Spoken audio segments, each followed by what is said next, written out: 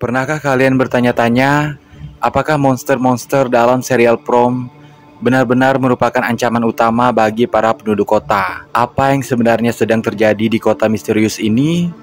Dalam serial From, makhluk-makhluk menyeramkan itu mungkin tampak menakutkan, tetapi jika kita cermati, mereka hanyalah sebagian kecil dari kekuatan yang jauh lebih besar. Kota ini memiliki rahasia yang lebih mendalam, yang membuat para penduduknya tidak sekedar melawan monster, tetapi berhadapan dengan kekuatan tak terlihat yang seolah-olah mengatur setiap aspek kehidupan mereka.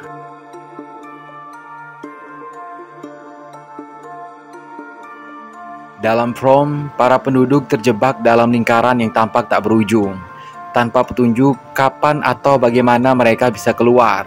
Setiap langkah, setiap kejadian seolah dikendalikan oleh dalang yang tidak terlihat. Mirip dengan cara elit global mengatur kehidupan masyarakat dunia, penghuni kota From harus mematuhi aturan tak tertulis yang menghantui mereka. Mereka seperti pion dalam permainan catur yang lebih besar, di mana mereka hanya bisa bergerak dalam batasan-batasan yang telah ditetapkan. Dalang di balik kota From menciptakan situasi penuh ketakutan dan keterbatasan, seperti elit global yang sering dianggap mengendalikan banyak aspek dalam kehidupan kita, mengatur kebijakan ekonomi, kontrol politik, dan keputusan-keputusan besar lainnya untuk menguntungkan sebagian kecil dari mereka. Apakah kota From ini merupakan cerminan dari dunia kita sendiri? Dalam masyarakat kita ada banyak aspek kehidupan yang seakan-akan dikendalikan dari balik layar. Mulai dari kebijakan ekonomi yang seringkali lebih menguntungkan sebagian kecil pihak, hingga keputusan-keputusan besar yang jarang memperhatikan kesejahteraan orang banyak, seperti penghuni From yang terjebak dan kehilangan kebebasan. Banyak orang di dunia nyata merasa dikekang oleh sistem dan aturan yang dibuat. Serial From bukan sekedar kisah horor yang penuh teror dan ketegangan. Di balik itu semua mungkin terdapat pesan tersembunyi tentang bagaimana kehidupan kita diatur dan bagaimana kita seringkali tak sadar menjadi bagian dari permainan yang lebih besar. Jadi menurut kalian, apakah kota From memang sekedar fiksi atau justru sebuah refleksi dari kenyataan yang sedang kita hadapi? Dalam konten penjelasan serial From ini, kita akan membahas satu persatu interpretasi dan metafora menarik yang tersembunyi di balik setiap kejadian dalam cerita. Siap-siap karena pembahasan ini akan membuka wawasan baru dan membuat kita semakin penasaran untuk menonton From dan menemukan detail-detail tersembunyi yang mungkin terlewati.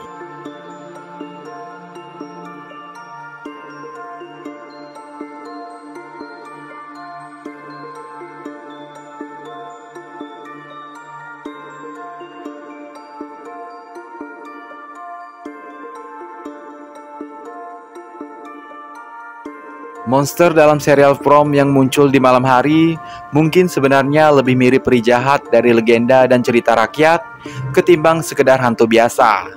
Dalam banyak budaya, peri sering digambarkan sebagai makhluk yang tidak hanya baik hati. Ada sisi gelap yang seringkali menyeramkan dan penuh tipu daya. Mereka senang mempermainkan manusia, memberikan teror psikologis, dan bahkan mengendalikan nasib manusia. Misalnya dalam mitologi Skandinavia ada Huldra, peri hutan yang cantik namun berbahaya. Huldra dikenal memperdaya manusia yang masuk ke wilayahnya, seringkali untuk menyiksa atau membuat mereka tersesat. Kemudian dalam cerita rakyat Celtic, peri jahat seringkali mempermainkan manusia untuk kesenangan mereka, bahkan kadang menculik atau menyebabkan mereka gila. Monster di From menunjukkan perilaku serupa. Mereka tidak hanya membunuh manusia secara langsung, tetapi lebih sering melakukan teror psikologis. Contohnya pada kasus Tien Chen, mereka tidak sekedar membunuhnya, tetapi menyiksa secara emosional, yang berdampak sangat besar bagi Boyd, Kenny, dan penduduk kota lainnya. Monster ini tampaknya juga memilih untuk tidak membunuh Boyd, seolah-olah mempertahankan pemimpin kota agar permainan tetap berjalan. Misalnya saat hantu wanita memberikan kunci pada Boyd tanpa menyentuh atau menyerangnya secara fisik, atau ketika mereka melukai Randall cukup untuk menimbulkan konflik dengan Boyd tanpa membunuhnya. Ini bisa jadi karena mereka ingin menciptakan ketakutan dan kekacauan yang terkontrol, mempertahankan Boyd sebagai bagian dari permainan yang lebih besar. Membiarkan Boyd hidup mungkin menjadi cara mereka menjaga keseimbangan kota di Pромville, menjaga permainan tetap menarik dan memastikan efek psikologis tetap kuat bagi semua penghuni. Jimat yang diletakkan di dekat pintu rumah memang tampaknya dapat mencegah para monster masuk saat malam hari. Para penduduk Pромville menggunakan jimat ini sebagai pelindung. Namun, benarkah monster-monster itu benar-benar takut pada jimat tersebut? Jika kita perhatikan, sebenarnya jimat ini tampaknya tidak terlalu efektif untuk melawan monster. Pada satu kesempatan, Randall yang membawa jimat tetap dapat diserang oleh para monster. Selain itu, Boyd menemukan jimat ini saat dia pertama kali tersesat di Pромville bersama keluarganya, yang berarti penggunaan jimat ini cukup baru bagi penduduk lain, bahkan bagi Victor, penghuni terlama kota tersebut. Sebelum jimat ini ditemukan, para penduduk berlindung di dalam bunker bawah tanah sebagai tempat aman dari serangan monster, yang menjelaskan mengapa terdapat banyak ruang bawah tanah tersembunyi di kota. Ada teori menarik bahwa jimat ini sebenarnya bagian dari permainan yang diatur oleh pengawas kota Pромville untuk menambah keseruan. Jimat itu memungkinkan rumah-rumah di Pромville dapat dihuni tanpa khawatir akan ancaman monster, seakan menciptakan zona aman sementara. Dengan ini, kota menjadi terlihat lebih normal, menciptakan kesan simulasi kehidupan yang sempurna. Besar kemungkinan monster-monster tersebut tidak benar-benar takut pada jimat, melainkan ada sistem tertentu yang mengatur agar mereka tidak masuk ke rumah yang memiliki jimat di pintu. Hal ini menjaga populasi kota tetap stabil, menciptakan suasana ketegangan yang berkelanjutan tanpa membuat Pромville sepenuhnya kosong dari penghuni. Pernahkah kalian berpikir bahwa monster atau hantu yang muncul di malam hari dalam serial From sebenarnya bukanlah ancaman utama? Beberapa karakter seperti Boyd, Donna, Tabitha, dan Jed mulai merasakan bahwa ada kekuatan yang lebih besar di balik kota ini, seolah mereka sengaja dikurung hanya untuk diperhatikan atau bahkan dikendalikan. Hal ini semakin jelas ketika Martin, seorang tokoh misterius yang pernah berinteraksi dengan Boyd, menyebut bahwa hantu-hantu hanyalah ujung tombak, penunjuk bahwa ada kekuatan lain yang jauh lebih besar mengatur segalanya dari balik layar. Ini memberi petunjuk bahwa kota ini mungkin semacam laboratorium atau simulasi di mana mereka diatur dan diawasi dengan sangat ketat. Apa yang terjadi di From bisa dilihat sebagai metafora yang mengkritik sistem dunia nyata, di mana teori tentang elit global seperti Freemasonry atau Illuminati sering muncul. Dalam teori ini, sekelompok kecil orang yang memiliki kekuatan luar biasa diyakini dapat mengatur politik, ekonomi, bahkan kesejahteraan masyarakat dunia sesuai dengan kehendak mereka sendiri. Sementara mayoritas hanya menjadi pion yang mengikuti aturan tak kasat mata. Serial From menunjukkan beberapa detail yang mendukung teori ini.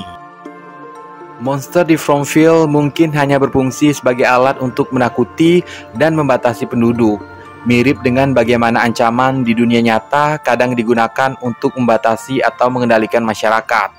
Contohnya polisi, politikus, pejabat, atau bahkan presiden. Di From, setiap kali penduduk menemukan cara atau alat yang mungkin dapat menjadi jalan keluar dari kota, kota itu tampak merespon untuk menghalangi upaya mereka, seolah ada kekuatan yang mengatur mereka untuk tetap terjebak. Misalnya ketika Jim membangun tower untuk mengaktifkan radio amatir, tiba-tiba cuaca berubah menjadi badai, meruntuhkan upayanya untuk berkomunikasi dengan dunia luar. Kemudian ada suara yang seakan mengejeknya.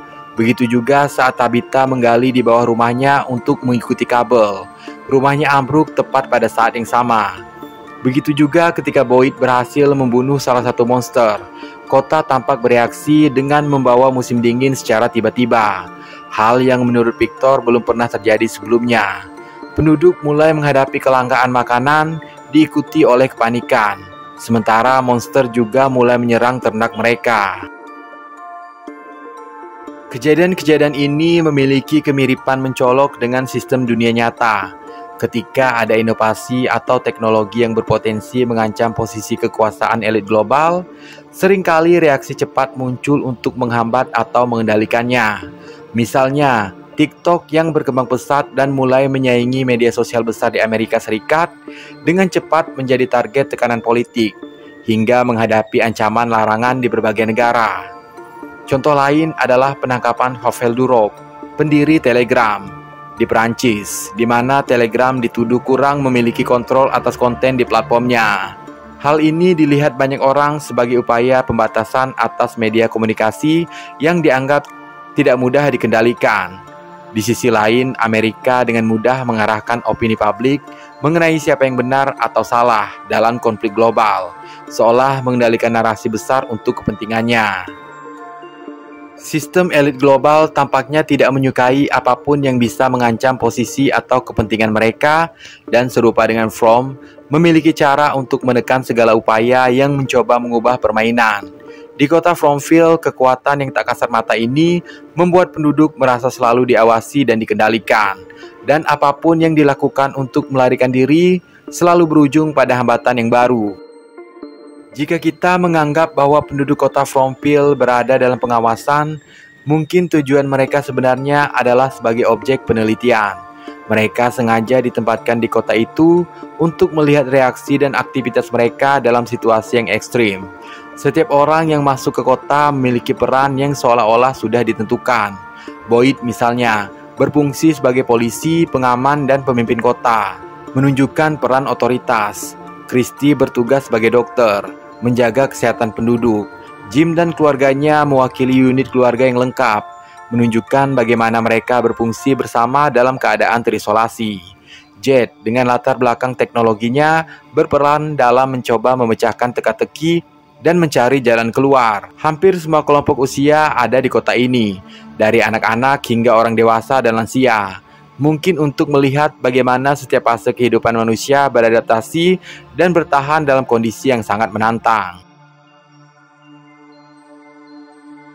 Film The Cabin in the Woods bisa menjadi referensi yang sangat relevan untuk memahami tema tentang sekelompok manusia yang dikendalikan oleh kekuatan yang lebih besar, mirip dengan apa yang terjadi di kota Fromville. Dalam film ini, sekelompok remaja pergi berlibur ke sebuah kabin terpencil di hutan hanya untuk mengetahui bahwa mereka sedang menjadi bagian dari ritual yang diatur oleh sebuah organisasi besar. Organisasi ini yang beroperasi di bawah tanah, memiliki kontrol penuh atas kejadian-kejadian yang mereka alami, bahkan menentukan setiap ancaman yang mereka hadapi. Selama film berlangsung, kita diberitahu bahwa setiap langkah para remaja sudah diprogram oleh organisasi tersebut untuk memuaskan kebutuhan para dewa kuno yang harus menerima persembahan manusia. Meskipun para remaja merasa bebas untuk membuat keputusan dan bertindak sesuai keinginan mereka, kenyataannya mereka hanyalah pion dalam permainan yang lebih besar, yang sepenuhnya diawasi dan dikendalikan. Setiap peristiwa yang terjadi di kabin, mulai dari lingkungan sekitar hingga ancaman yang mereka hadapi, telah diatur sedemikian rupa oleh kekuatan yang tak tampak.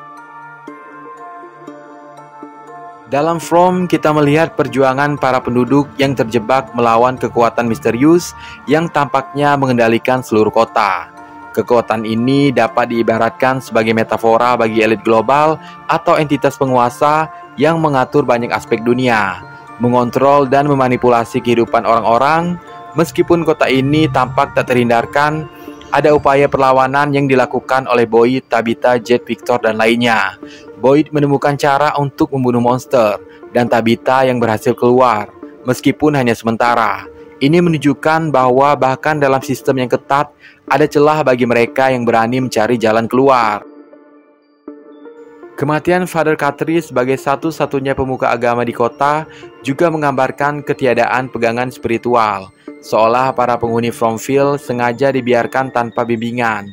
Mirip dengan teori bahwa elit global ingin menghilangkan keyakinan dan panduan agama agar masyarakat lebih mudah dikendalikan. Tanpa bimbingan spiritual, penduduk menjadi lebih rentan terhadap ketakutan dan manipulasi. Ending The Cabin in the Woods relevan di sini, karena menunjukkan bahwa sistem yang tampaknya tak terkalahkan sebenarnya memiliki kelemahan. Di akhir film tersebut, tokoh utama akhirnya memutuskan untuk tidak mengikuti aturan dan hasilnya adalah kehancuran sistem yang selama ini telah mengorbankan banyak orang.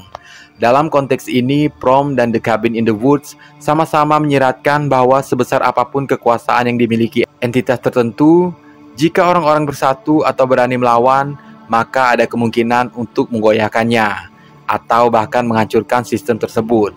Hal ini memberikan secercah harapan bahwa meskipun terlihat kuat, elit global dapat dikalahkan dan dapat ditantang dengan keberanian serta tekad. Meskipun itu memang sulit, seperti apa yang kita lihat dengan dunia saat ini. Bagaimana menurut kalian? Apakah kalian memiliki pendapat lain? Tulis di kolom komentar ya.